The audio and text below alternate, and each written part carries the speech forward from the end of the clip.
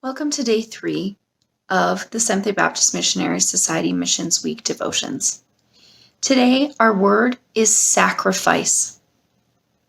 Again, we will be reading from Matthew 9. Matthew 9, verses 35 through 38. And Jesus went throughout all the cities and villages, teaching in their synagogues and proclaiming the gospel of the kingdom and healing of every disease and affliction.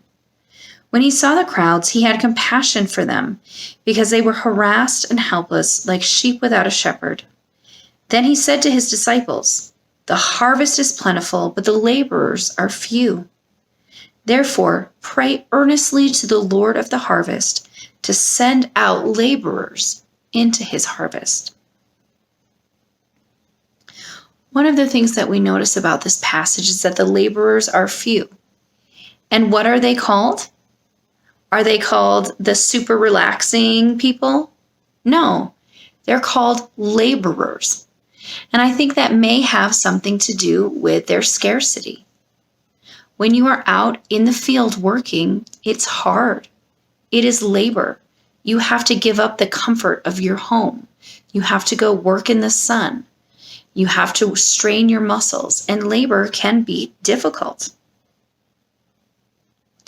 Now, as we talk about labor and sacrifice, sometimes God tells us very specific things that he wants us to give up.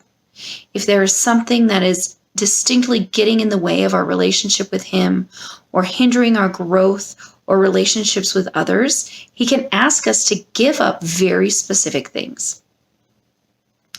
And sometimes sacrifice and choosing to give up things for the sake of Christ is a choice. For example, if I decide that I want to run a marathon, I could choose to run a marathon with some extra weight.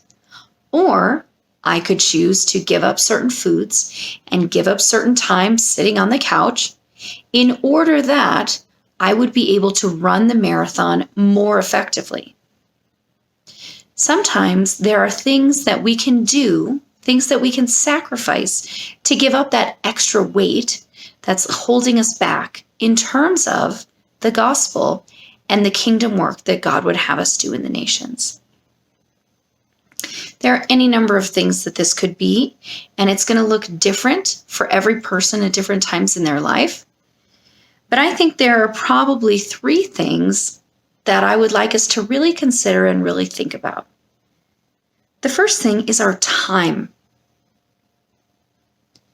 Are there things that I am doing with my time that I could give up so that I could fill it with more kingdom work?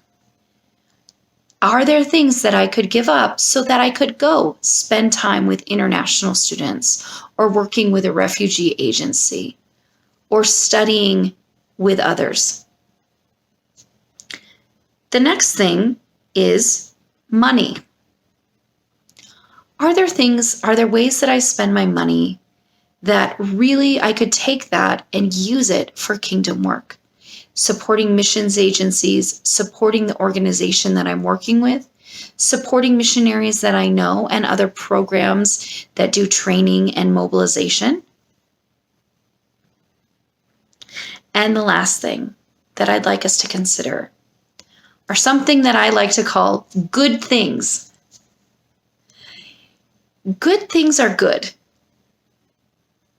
but sometimes good things get in the way of great things.